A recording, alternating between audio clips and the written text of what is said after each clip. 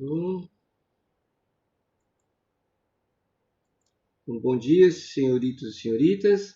Vamos iniciar a gravação da nossa aula, né? Vamos dar sequência. Vamos encerrar, ver se a gente consegue encerrar a discussão sobre segundo reinado no Brasil, né? Se não acabar hoje, acaba com certeza na próxima aula, certo? Então, segundo reinado do Brasil, a gente já percorreu uma discussão sobre como Dom Pedro foi aclamado, a política interna de Dom Pedro II, né, as questões políticas relacionando ou envolvendo liberais e conservadores. Falamos sobre as eleições do cacete e as derrubadas que favoreceram, né, quem estava no poder naquele momento, certo? Como que isso funciona dentro de uma troca de interesses, né? Você tem ao seu lado pessoas que vão legitimar suas ações, certo? Independente das ações que venham a ser proferidas, né? No caso aqui foram perseguições aos opositores, violência em relação aos opositores, né?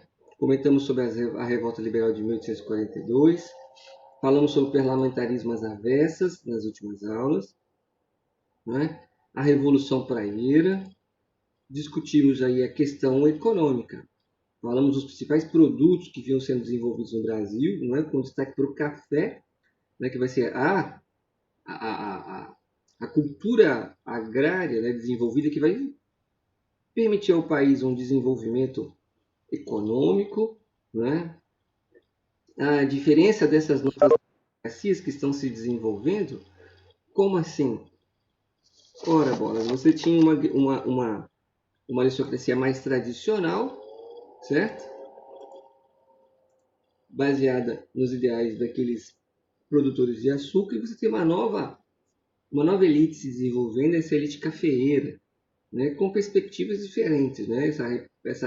Nós vimos aí que essa elite cafeeira ela vai acabar sendo fundamental para o desenvolvimento industrial no Brasil, a ala mais do oeste paulista, mais progressista, né, e desenvolvimentista, abarcando várias frentes dentro do processo produtivo, distributivo, né, comercial desse produto. Né? Vimos os fatores que vão favorecer esse surto industrial e demos muito ênfase sobre a questão apesar de a gente estar vivendo um surto industrial, um desenvolvimento industrial, isso não significava autonomia para o país. Por que não significava autonomia para o país? Bom, porque os interesses externos se sobressaem aos interesses internos. E a nossa elite, dependente desse capital externo, se submete. Né? Se submete. Na minha leitura, isso acontece até hoje. Certo? A gente é um país onde a nossa elite, submetida aos interesses externos, certo? Ela se submete a esses interesses em troca de pequenas esmolas. Essas esmolas, para quem não tem nada ou muito pouco, faz a alegria do pequeno e médio empresariado brasileiro, que, por sinal, faz a alegria daquele cidadão que não tem de onde tirar o seu sustento. Então, qualquer empregozinho, qualquer coisa que lhe permite botar comida em casa, tá bom. Certo? Graças a Deus. É uma discussão que a gente tem promovido dentro de sala de aula constantemente. A forma como a gente encara essa exploração. Né? A gente apontou para vocês alguns gráficos falando da questão do deslocamento de trabalho, uma vez que o surto industrial, o crescimento do café, começa a haver uma mudança desse eixo econômico do Nordeste para a região Sul-Sudeste, consequentemente o direcionamento dos escravos, né, com o fim do tráfico escravo a partir de 1950, esse tráfico se torna mais interno, a gente vê todo um deslocamento populacional aí em direção ao sul-sudeste, principalmente por parte desses escravos. Discutimos a entrada dos imigrantes, né? Os princípios a qual esses imigrantes estão adentrando no Brasil, né? E sugerimos até a discussão se o imigrante está entrando para substituir a força de trabalho escrava no Brasil, nós estamos falando isso a partir de 1847, onde ainda haviam escravos, o que era feito desses negros libertos, né, alforriados. Né? É importante discutir isso para a gente entender, né, a questão da pobreza, da desigualdade e da violência que a nossa sociedade é tão característica. Né? Nossa sociedade é patriarcal, machista, violenta. Isso está ligado ao nosso histórico escravocrata. Né? Lidar com o problema, né, via violência. Né? Nossa sociedade ela se preocupa em punir ou vingar. Ponto. Interrogação. A gente quer punição ou vingança? Uma discussão importante, certo? Vimos aí os procedimentos, né, que vão tentar fazer com que esse imigrante venha e se estabeleça no Brasil. Vimos que muitos deles, né, serão tratados tal qual eram tratados escravos, né, serão feitas denúncias do Brasil sobre como os imigrantes eram tratados, a ponto de países, de alguns países, proibirem a vida dos seus cidadãos para o país, certo?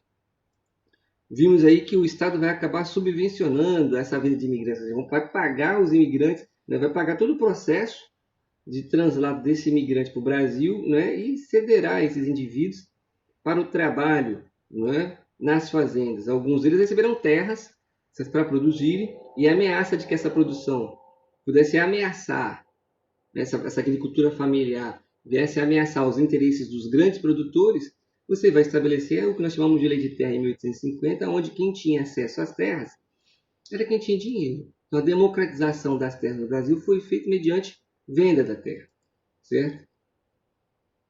Democratização foi feita mediante a venda. Quem tinha dinheiro comprava a terra, quem não tinha continuava submetido, né? E começamos a falar do abolicionismo, né? O que foi feito, né? Muito desse abolicionismo já vinha sendo discutido no Brasil, né? Muito em função desse discurso progressista, muito em função desse discurso progressista, capitalista, né? De gerar força de trabalho assalariada para gerar consumo, né? Para gerar consumo. E aí a gente tem que ter essa capacidade de questionar essa afirmação, uma vez que a gente ainda não explicou o que aconteceu com aquele negro que era escravo e não está tendo acesso a esse mercado de trabalho, né? Por isso que a gente fala que, quando a gente discute, quando o sociólogo diz, né, que a violência, né, na periferia, nas favelas, né, o tráfico é muito grande, e alguém fala assim, mas é negro matando negro. Aí o cientista fala, mas isso é fruto do racismo. E o cara vem dizer, mas como assim é fruto de racismo, se é negro matando negro? Quando ele está falando em racismo, está falando de toda a estrutura histórica que vem lá da escravidão, o processo de abolicionista, certo? E o fato desse negro não ter sido absorvido por esse mercado, ter sido deixado às margens, né? Então essa exclusão do negro do processo produtivo, efetivamente, que a gente está chamando de racismo, que vai gerar essa violência, essa desigualdade gigantesca que nós temos no Brasil hoje, certo? Então a discussão é mais ampla do que o simplismo, né, a utilização simplista do termo racista, certo? Vimos aí que é uma pressão muito grande por parte da Inglaterra, né, em relação a esse fim, né, do escravismo, e você vai ter as chamadas leis para inglês ver, que a gente já discutiu, a lei dos sexagenários e a lei do ventre livre. Né? Por que lei para inglês ver? Porque na realidade não vai gerar impacto nenhum no processo efetivo, né? Efetivo. Né? Em 1888, a princesa Isabel põe fim à escravidão. A história tradicional, que eu aprendi, que os pais de vocês aprenderam, certo? Diz que a princesa Isabel foi a heroína, né? A salvadora dos escravos. Ela acordou um dia e disse, hoje eu vou libertar os escravos. Todo mundo, né? Desconsiderando todo o processo de luta e enfrentamento, né? Produzido por esse negro desde o momento em que ele chega aqui, né? Então, desde que se iniciou o processo escravocrata no Brasil, existe resistência, certo? Então, a abolição não aconteceu porque a princesa se solidarizou. Mas tem textos que falam que eles... Sim, existe tudo isso, certo? Mas não foi por causa disso, porque ela era boazinha, que ela libertou os escravos. Se fosse por isso, né, a escravidão tinha acontecido em 1822, quando Dom Pedro I proclamou a independência do Brasil, certo? Então, esse papo furado de tentar defender a monarquia não cola, certo? Nossa, o auge do Brasil foi na monarquia. Vai estudar, certo? Bom, aqui, a gente parou nesses slides aqui, né? Apesar da escravatura, da abolição da escravatura, não foi promovida a inserção de negros, de fato, na participação da vida social do Brasil, a abolição... Desculpa, vamos repetir, né? Vamos ler de novo o slide para a gente discutir. Ficou ruim. Apesar da abolição da escravatura, não foi promovida a inserção dos negros, de fato, na participação da vida social no Brasil. que a gente acabou de discutir, certo? Isso vai gerar um distanciamento, né, entre negros e brancos, certo? Gerando essa desigualdade monstra que a gente vive no país. Já discutiu bastante isso. A abolição da escravatura não significou que o negro fosse visto como um igual. E é muito importante atentar a isso, né? Não é visto como um igual. E com os mesmos direitos pela maioria da população, certo? Ou seja, o negro está liberto, certo? Mas ele não foi visto imediatamente como mais um, né, de nós. Ele continuou sendo visto como um diferente, com aquele que deveria ser excluído, separado. A gente está vivendo esse momento de transição nos últimos 10, 15 anos no Brasil, né? Quando a gente fala da inserção das minorias, a gente consegue perceber isso, né? Apesar da mulher estar ganhando seu lugar, apesar do discurso de inserção do negro, né? Do homossexual, dessas chamadas minorias, né? O discurso de inserção, parte considerável da população tem dificuldade de aceitar isso, né? Tem dificuldade de ver essa inserção do negro, tem dificuldade de enxergar essa inserção da mulher, né? Com, de fato, os mesmos direitos que os homens, né? De fato, porque a lei garante isso, mas na prática você não percebe. E no momento que a mulher começa a ganhar esse espaço, você ainda sente ou melhor, você percebe um certo incômodo daquelas pessoas que não tiveram esse tipo de dificuldade para se desenvolver, né? Certo? Então a mudança ela não acontece de uma hora para outra, ela leva anos, né? Ela leva anos. Se você fizer a conta, e vocês que são bons de matemática, a gente aboliu a escravatura em 1888. Para cá são quantos anos? Né? Nós não temos 150 anos aí de abolição da escravatura, temos? Não temos, certo? Então ainda está muito preso, ainda está muito marcado na nossa história esse comportamento que remonta à escravidão. Tem um textinho bem legal aqui do Florestan Fernandes, que eu destaquei para vocês. Nessa página aqui, se vocês puderem entrar e ler, a discussão se aprofunda. Florestan Fernandes é um dos grandes sociólogos do Brasil, né? Um dos grandes sociólogos do Brasil, certo? Um dos grandes pensadores do Brasil. A gente deveria estudar mais o Florestan Fernandes, certo? Porque ele tem muito a contribuir, né? E ele faz uma discussão relevante, por isso que eu destaquei esse textinho, né? No livro clássico chamado A Integração do Negro na Sociedade de Classes, ele foi ao centro do problema. O que ele discute? Vamos ler e discutir. A desagregação do regime escravocrata e senhorial se operou no Brasil sem que se cerceasse a destituição dos antigos agentes de trabalho escravo, de assistência e garantias que o protegessem na transição para o sistema de trabalho livre.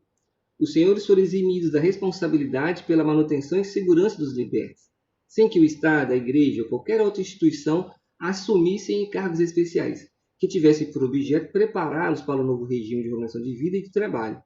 Essas facetas da situação imprimiram à abolição o caráter de uma expoliação extrema e cruel. Ou seja, olha só, você está liberto. Ponto. E daí? Ah, se vira. Como assim se vira? Como assim se vira? Certo? Não é assim que as coisas funcionam. Não é assim que as coisas funcionam. Eu gosto de pensar, para fazer paralelos, né? Eu fico imaginando uma criança que passou a vida toda num orfanato. Todo mundo se preocupa com a criança. Ah, criança, criança. Claro, tem que se preocupar. Aí essa criança faz 18 anos, ela é convidada a ir embora. Vai embora para onde? E referências, né? Então, o Florestan Fernandes ele aponta para isso, né? Você garantiu a libertação desse negro escravo, certo? Mas ele não teve nada, certo, que lhe permitisse se desenvolver, certo? Você não teve uma política de integração desse indivíduo na sociedade brasileira para que ele pudesse se desenvolver. E aí retomo o que a gente já falou várias vezes. Daí essa desigualdade monstro, né, que a gente vive no país, certo? Importante perceber isso. O Florestan ainda vai aprofundar, ele vai dizer que muitos trabalhos que eram produzidos pelos negros, né, que os brasileiros se recusavam, que os brancos brasileiros se recusavam a fazer, certo? Por identificar aquele trabalho como um trabalho de escravo, não fazer, quem faz isso é trabalho de escravo, certo?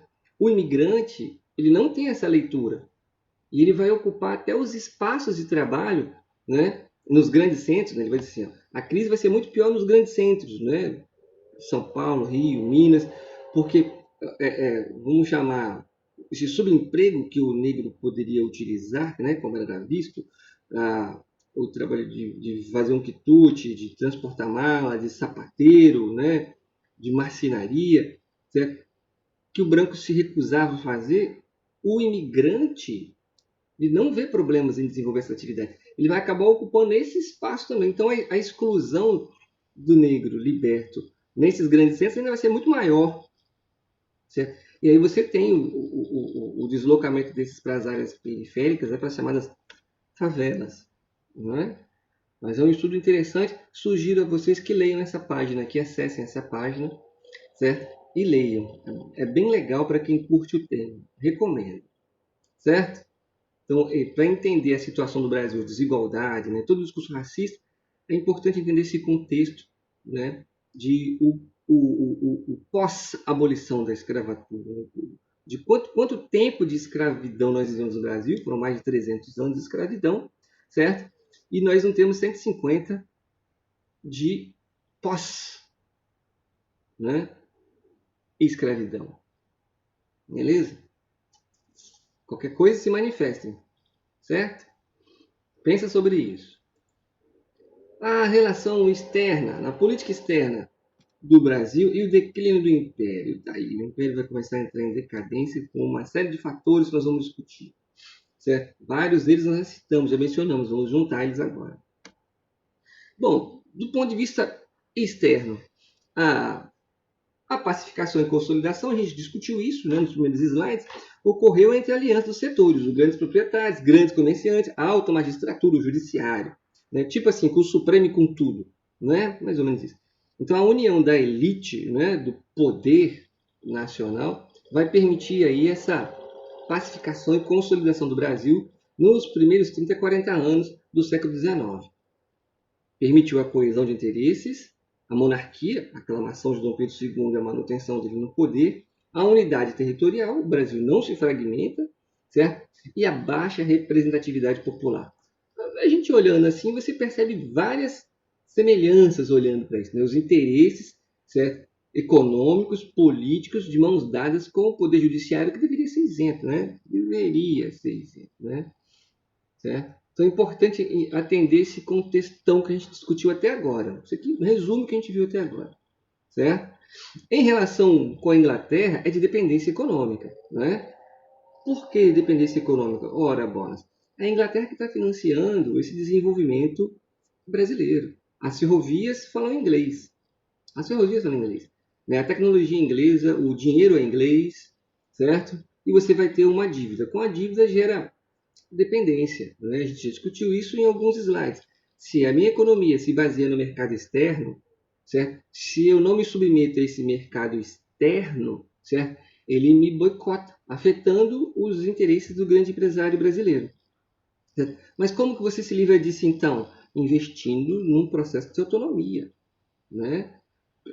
Desenvolvendo internamente, certo? Para que a gente se torne cada vez menos dependente desse capital estrangeiro, certo? Então, a relação de dependência via tratados e empréstimos. Mas vão acontecer crises entre esses dois países, aí, no caso Brasil e Inglaterra. Vide o gabinete conservador sendo destituído porque não soube lidar com a pressão da Inglaterra pelo o fim do tráfico negreiro, certo? E pelo fim da escravidão no Brasil. Né? A Inglaterra está tentando o tempo inteiro, certo? Adequar essa política histórica, né, viciada em mercantilismo, né, latifúndio, mão de obra escrava, certo? Monocultura, certo? Ao sistema capitalista, efetivamente. Certo? E aí, muito legal isso aqui, né? Crise entre os dois países, ocorrendo devido às tensões entre o discurso humanitário inglês e o interesse da elite agrária brasileira. Por que o humanitário inglês aqui está entre aspas? Porque a Inglaterra foi uma das fomentadoras da escravidão, uma das financiadoras do tráfico escravo. E no momento que seus interesses são transformados com a Revolução Industrial e o capitalismo, ela deixa de ser uma incentivadora do escravismo para se opor a esse escravismo por interesse, certo? Então não era só um discurso humanitário, havia um interesse econômico muito maior aí por trás desse discurso. Muitos dos abolicionistas, certo, são abolicionistas direcionados pura e simplesmente por um discurso é, econômico. É claro que vão haver abolicionistas de causa mesmo, né? De discussões humanitárias. Mas nesse momento a maioria, ou boa parte, vamos dizer assim, está motivado por esse viés econômico, né? Desenvolvimento, progresso, etc, etc, etc. Certo? E aí então você tem um choque entre essas perspectivas. Essa elite agrária dependente do capital estrangeiro, né? Batendo de frente com esse capital estrangeiro, porque a proposta afeta os seus interesses. Bom, se eu não tiver escravo, o que eu faço? Aí, para completar, para ficar mais bonito, haja vista que o escravo é mercadoria e não consumidor. Olha como que isso é forte, certo? Então, a pressão humanitária se baseia no fato de que o escravo é mercadoria. O escravo está sendo retratado como um objeto, certo? Ele é uma mercadoria, você faz com ele o que você quiser. E não consumidor. Para ele ser consumidor, no que ele tem que se transformar? Em trabalhador assalariado. Certo? Para ser consumidor, ele tem que se transformar em trabalhador assalariado. Ele tem que deixar de ser mercadoria e tem que se transformar em gente.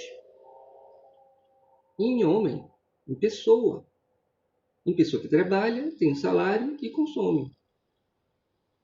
É o que tem que acontecer.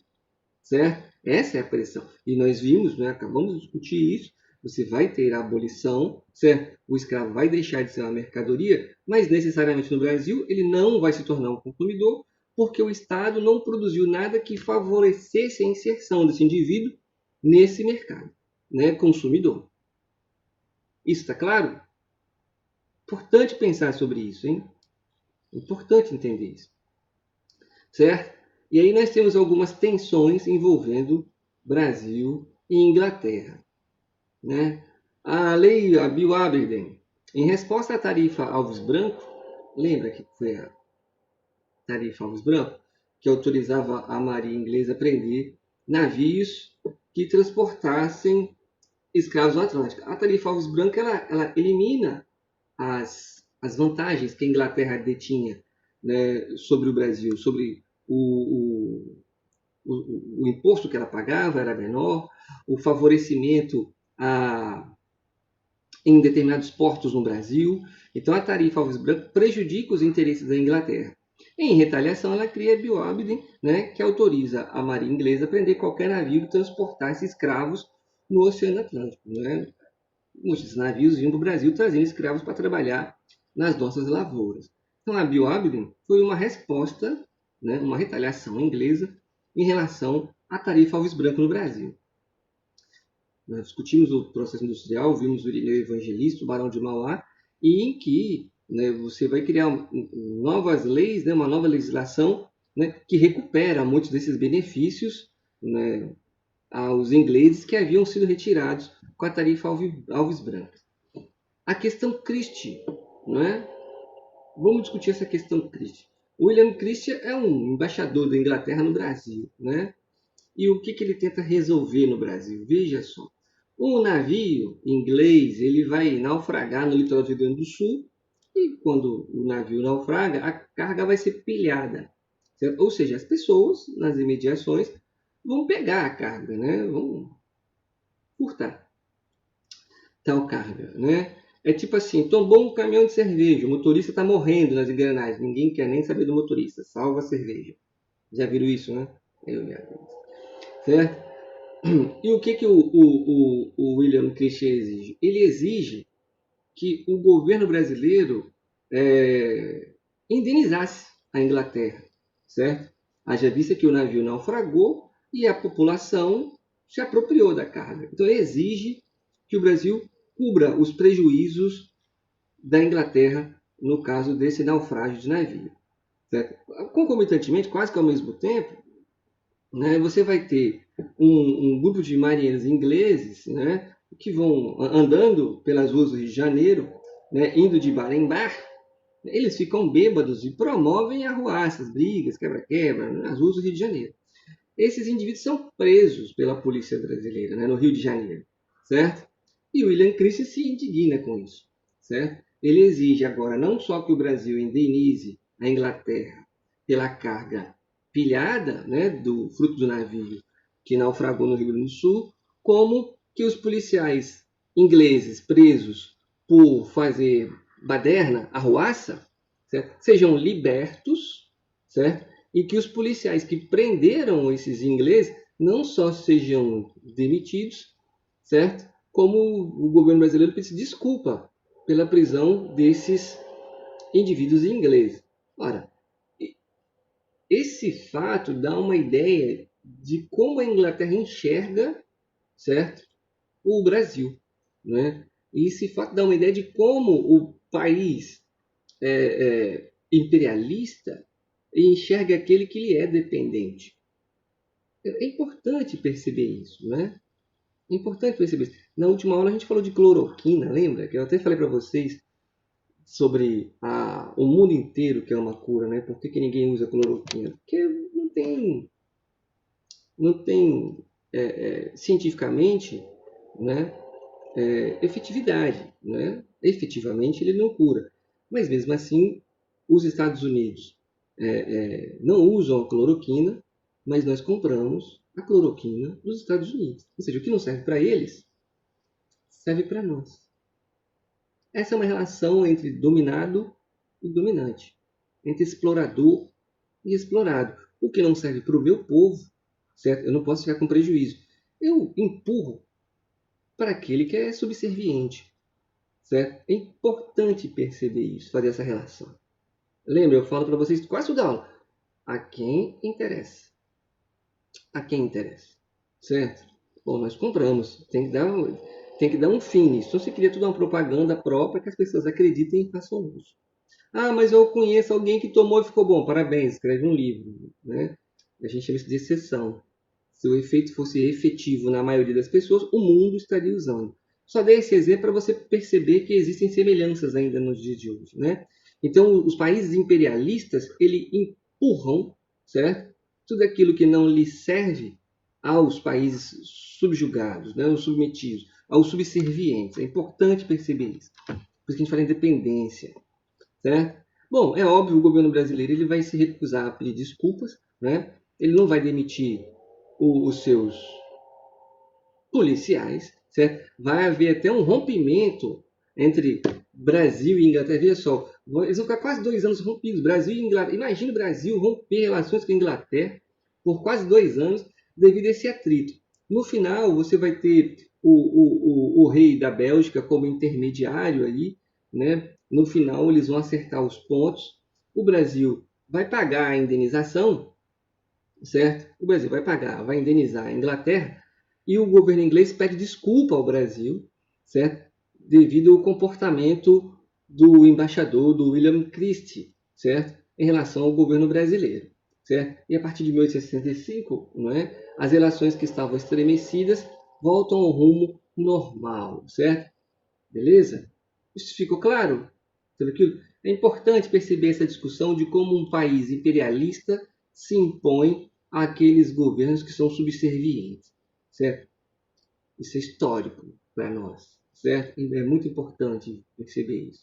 Vê? Se você acompanhar direitinho, né, é claro que não é a mesma coisa, mas isso é uma discussão hoje em relação ao TikTok, aquele programinha já. Vocês estão ligados nisso? Estão acompanhando a discussão?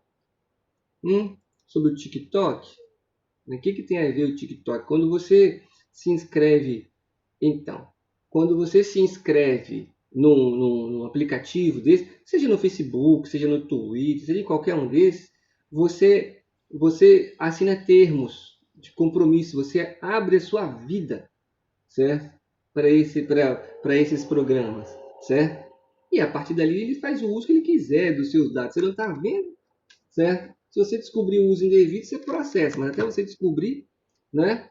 E aí é esse que é o problema, né? O TikTok é chinês, então você está abrindo seus dados para a China. Por isso que o governo norte-americano está dando pulos e pulos, falando que isso é espionagem, certo? E o TikTok só pode funcionar nos Estados Unidos se ele for vendido para uma empresa norte-americana. E aí norte-americanos terão controle sobre a vida dos norte-americanos. Você não pode permitir que um grande rival econômico, a China, tenha esse controle. Então você rotula de espionagem, certo? E tenta bombardear, certo? A população com esse tipo de... É um novo inimigo, né, do capitalismo que surge aí, a China comunista. No Brasil, certo? Como a gente é um país subserviente aos gringos norte-americanos, já se começa a falar nisso no Brasil também. A proibição do TikTok no Brasil, porque você está alimentando, né, a espionagem chinesa. Isso é muito tosco, certo? Atenta para a discussão, certo? E percebe, a gente tentou focar nessa relação, para vocês perceberem isso, como um país que não tem autonomia econômica, de fato, né? Depende do capital estrangeiro, ele é subserviente, certo? Como ele é subserviente, a gente é, certo? E eu não estou falando só desse governo, não. Repito, eu disse, isso é histórico, certo? Isso é histórico. Nesse governo está muito claro isso, né? Até continência para a bandeira norte-americana já foi prestado. Certo? Isso está muito evidente nesse governo, mas historicamente isso acontece. Certo? Alguns governantes mais, outros menos, mas o interesse econômico leva a essa postura humilhante. Certo? A questão platina. A questão platina também está ligada à política externa. Né? A questão platina é a relação do Brasil com os países ao entorno da Bacia do Prata, né? Ou seja, nós estamos falando aí de Brasil, Argentina, Uruguai e Paraguai, certo? Nós estamos discutindo os conflitos brasileiros com esses três países aqui, Argentina, Paraguai e Uruguai, certo? A discussão mais profunda vai se dar na Guerra do Paraguai, né? A Guerra do Paraguai, que a gente vai chegar lá, certo? Vamos iniciar essa discussão atentando para o horário, né? Bom, motivos das disputas na região do Prata. O controle do Rio da Prata, né? O Rio do Prata ele vai desaguar no Oceano Atlântico, né? Ele, mais ou menos a metade ali da América do Sul, né? Ele corta esses países, né? Ele passa por esses países, desaguando no Oceano Atlântico. Qual a relevância, né, desse Rio do Prata? O transporte de mercadorias, certo?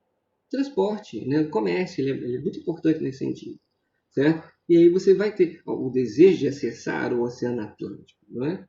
E aí você vai ter a busca por esse controle. Está aqui, se a gente olhar, ó, o Paraguai, por exemplo, ele não tem acesso ao Oceano Atlântico, certo? Por onde que vai se dar? Pelo Rio, ó. Vê? Pelo Rio, beleza? Ele não tem esse acesso. Então é importante ele ter esse acesso. A Argentina aqui você tem, o Uruguai você tem, o Paraguai não tem esse acesso, certo? Então é importante garantir esse acesso. Daí muitos dos conflitos que vão desenvolver, que nós vamos entender a partir de agora, beleza? Bom, em 1828, a primeira questão, né, que a gente vai discutir, ainda no governo de Dom Pedro I, né, a independência do Uruguai. O Uruguai pertencia ao Brasil. Aqui, ó, o Brasil vinha até aqui. Já imaginou? Neymar, Cavani e o... Como é que é o nome do outro centroavante lá do Uruguai? Soares.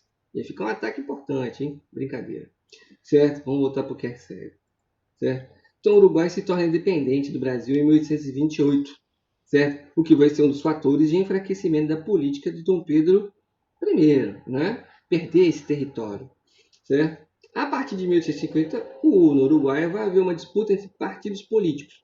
Os blancos e os colorados. Quem é quem, o que define cada um? Atenta, que é importante entender esse contextão. O branco, representado por Manuel Oribe, pecuaristas apoiados pela Argentina, Juan Manuel Rosas, que estavam incomodados com a interferência dos pecuaristas gaúchos na região. Ou seja, então você tem aqui um discurso mais nacionalista, certo? Que se sentem prejudicados pela interferência dos interesses de brasileiros na produção de gado, né, e os derivados, né, da produção desse gado, desses pecuaristas, na região do Uruguai e da Argentina. Os colorados, liderados por Frutuoso Rivera, certo, tinham apoio dos comerciantes de Montevideo, a capital, que era apoiado pelo Brasil, certo? E o governador da Argentina, José Urquiza. Percebe que nós estamos envolvendo aí três países numa causa. Então, a questão é a pecuária uruguaia, certo? E o interesse sobre essa produção pecuária uruguaia mobiliza pecuaristas uruguaios, comerciantes uruguaios, produtores argentinos e brasileiros, certo? Mas isso nós vamos deixar para a próxima aula, porque vamos encerrar a gravação neste momento.